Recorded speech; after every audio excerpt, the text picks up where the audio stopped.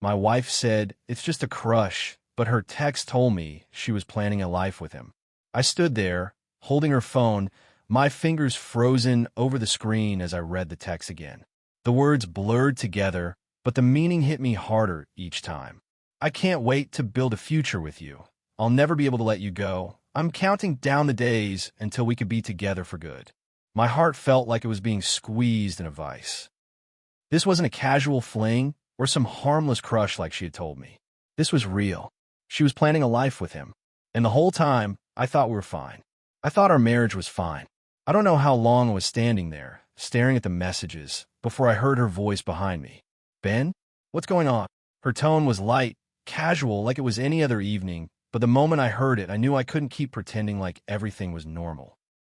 My chest tightened, and the weight of the phone in my hand suddenly felt unbearable. I turned around, the anger and hurt rising inside me, bubbling over into a quiet rage that I couldn't stop. "You said it was just a crush," I muttered, my voice low and hoarse. "But this is more than a crush, Mia." She froze, and for a second, we just stared at each other. The air between us felt thick, like something was about to snap. She took a step toward me, her eyes wide, but I couldn't move. My legs felt like they were made of lead, and my hands trembled so badly that I had to grip the phone tighter to keep it from falling. "Ben, I can explain," she said, her voice shaking now. The calm demeanor she'd had just a second ago was gone, replaced by something more frantic, more desperate. I could see the panic starting to set in, but I wasn't in the mood to hear her explanation. I wasn't sure I could stomach it. "No," I said sharply, holding the phone up between us. "No more explanations. I've been hearing that same excuse for weeks now. It's just a crush, Ben. It's nothing, I swear." I let out a bitter laugh. "This doesn't look like nothing, Mia. This looks like you've been planning a whole future with him. While I've been here, thinking we're happily married, thinking that I'm your priority. You've been lying to me, and I can't even process how much that hurts." Her face crumpled, and I saw her reach for the phone, but I pulled it away, holding it against my chest. I wasn't going to let her play it off like it was some innocent mistake. She didn't get to take the easy way out anymore. "I never meant for it to get this far," she said, her voice barely a whisper. Her eyes were wide, pleading, but I wasn't sure if it was guilt or something else, something I couldn't put my finger on. "It doesn't matter," I said, the words coming out more sharply than I intended. "You did let it get this far. You didn't stop it when you should have. And now I'm standing here questioning everything, questioning us, and I don't even know where to go from here." To give you some context, Mia and I have been married for 5 years. We met at a mutual friend's party in college, hit it off right away, and spent the next few years getting to know each other, falling in love. We moved in together about a year after we started dating, and everything just clicked. We had the same sense of humor, the same values, and we were on the same page about a lot of important things. Getting married felt like the natural next step. The first year of our marriage was filled with that honeymoon phase, weekend getaways, late-night talks, simple moments that made me feel like we were building something solid. But after the first year, things started to shift. Mia started spending more time on her phone, more time talking to him. I didn't think much of it at first. She worked with him, after all. He was a co-worker, and she assured me that they were just friends. It seemed innocent enough. But the longer it went on, the more distant she became. I remember the first time I felt something was off. It was a Sunday morning, and I'd woken up early to make us breakfast. I walked into the living room, expecting to see her watching TV or reading, but instead, she was sitting on the couch, phone in hand, her face illuminated by the soft glow of the screen. When she noticed me standing there, she quickly turned her phone face down, almost like she was hiding something. "Hey, you okay?" I asked, trying to sound casual, but I could tell something was off. "Yeah, I'm good," she said quickly, but I could hear the nervousness in her voice. I didn't press it at the time. Maybe I should have, but I didn't. It felt too small, too insignificant to make a big deal out of. But that moment stayed with me. I couldn't shake the feeling that she was hiding something from me. Over the next few weeks, I noticed more small things. Texts that she'd quickly close when I walked by, disappearing into the other room to take calls, that kind of thing.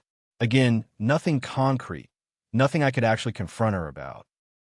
And then, about a month ago, I found out that she'd been texting him late at night, in the middle of the week, after we'd already gone to bed.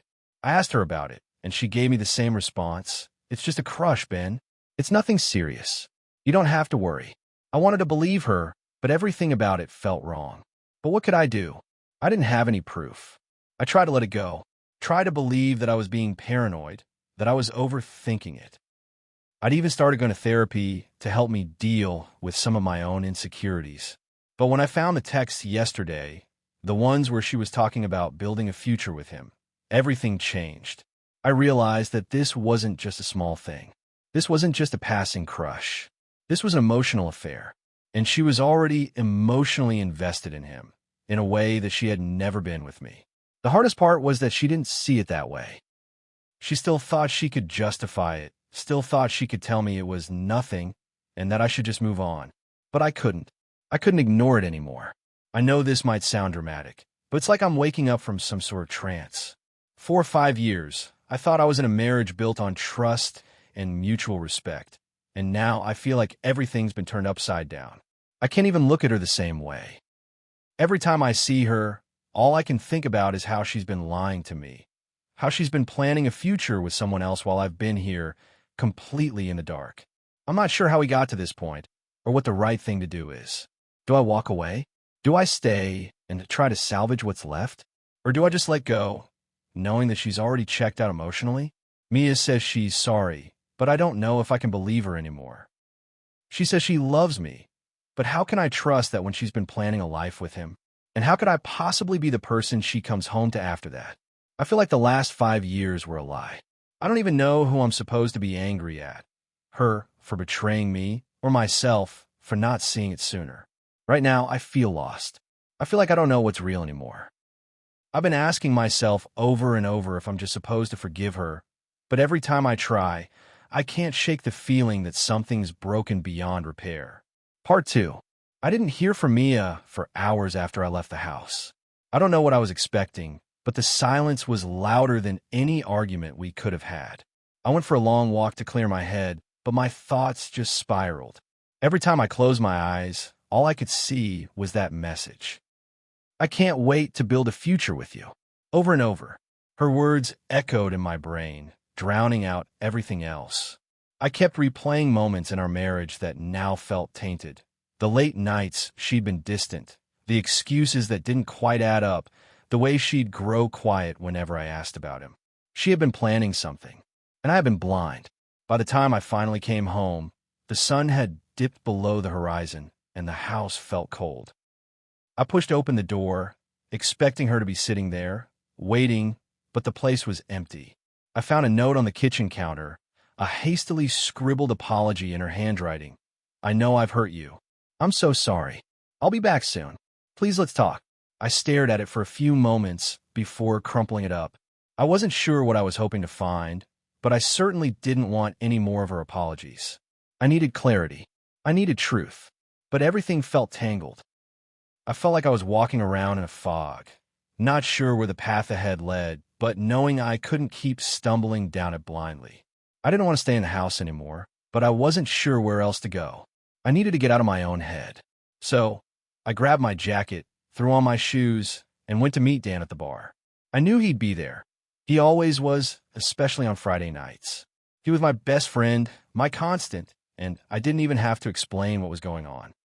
He could tell the second I sat down. Damn, Ben, you look like you just got hit by a truck, he said, pushing a beer across the table. I took a long sip, my throat dry. I think I have. A metaphorical truck. What happened? He raised an eyebrow, clearly expecting the worst. I hesitated for a moment, looking around the bar before meeting his gaze. I wasn't sure where to start. The text messages? The lies? The feeling of betrayal that had lodged itself in my chest? Mia's been seeing someone else. She's emotionally checked out. I found texts planning a life with him. I said quietly, trying to keep my voice steady, but the words came out thick, like they were scraping the bottom of a deep well. Dan didn't say anything at first. He just stared at me, his face a mix of disbelief and anger. I could see his jaw working, like he was trying to process it all, but then his eyes softened, and he leaned forward. Ben, I'm sorry. That's tough, man. Yeah, I said, the word bitter in my mouth. I couldn't explain it, but hearing him say that made it worse somehow. Like the reality of it was finally settling in, now that someone else knew. You need to confront her, man, Dan said. You can't just let this hang over you. You're not going to get any peace until you talk to her. I nodded slowly, but part of me wasn't sure I was ready for that. Part of me wasn't sure I even wanted to talk to her. It hurt too much, but I knew Dan was right. I couldn't keep pretending everything was fine when it was falling apart. It was a couple of days before Mia came home. The silence between us had stretched longer than I thought it would, but I knew she had been giving me space, even though it was the last thing I wanted. I spent those days talking to friends, reading forums online, trying to figure out if there was any chance of salvaging this, any chance I could trust her again. But everything kept leading me back to the same conclusion. Mia had checked out. She was already emotionally gone. She had already made her choice. She came home late on Sunday night, the door opening with the faint sound of the lock turning. I was sitting on the couch, my eyes glued to the TV, but I wasn't watching. I was just waiting for her to say something, to make some kind of move. Ben, she said softly from the doorway. We need to talk. I didn't look up. Yeah, we do. I kept my eyes fixed on the TV, trying to give the illusion that I wasn't totally consumed with anger and hurt. I didn't want to let her see how much I was unraveling, but she could tell. She always could. She stepped into the living room, her hands clasped tightly in front of her, and stood there for a moment, like she wasn't sure where to start. I finally turned to face her. Ben, she started, but she didn't know what to say. She just stared at me, like she was trying to read me, figure out where we stood. But there was no more pretending, no more holding things back. I couldn't let her walk all over me anymore. I read the texts, I said flatly, cutting her off before she could speak. I know you've been planning a life with him. I know it's more than just a crush, Mia, and I'm done with the lies. Her face went pale, and for a moment, she just stood there, silent. I watched the tears start to form in her eyes, and part of me wanted to feel bad for her, but I couldn't. I couldn't keep being the one to comfort her while she was off in another world, making plans with someone else. I never meant for it to go this far, she whispered. I never meant to hurt you. I didn't think it was that serious. But Ben, I've been so unhappy. I wanted to scream at her. Unhappy? She was planning a future with someone else, and she was unhappy? What the hell was I supposed to do with that? What was I supposed to feel? I didn't let myself get angry, though. I didn't let myself lose control. I took a deep breath and asked the only question that mattered. Why didn't you tell me? She stepped closer to me, reaching out like she was going to touch my arm, but I pulled away, not trusting myself to stay calm. I didn't want to hurt you, she said, her voice breaking. I didn't want to lose you, but it was too late for that. She had already lost me. She had already chosen him, and all the apologies in the world wouldn't change that. I don't know how to trust you anymore, I said, my voice quiet but firm. I can't just forget everything you've been doing behind my back. She nodded, tears streaming down her face. I know. I don't expect you to forgive me. I didn't want to hurt you like this. I stood up, my legs unsteady. You already did, Mia, and I don't know if I can come back from this. She didn't say anything after that. She just stood there, silent, watching me walk out the door. I wasn't sure what came next, but I knew one thing for sure. I couldn't stay in a relationship where I was never a priority. I couldn't keep living in a lie.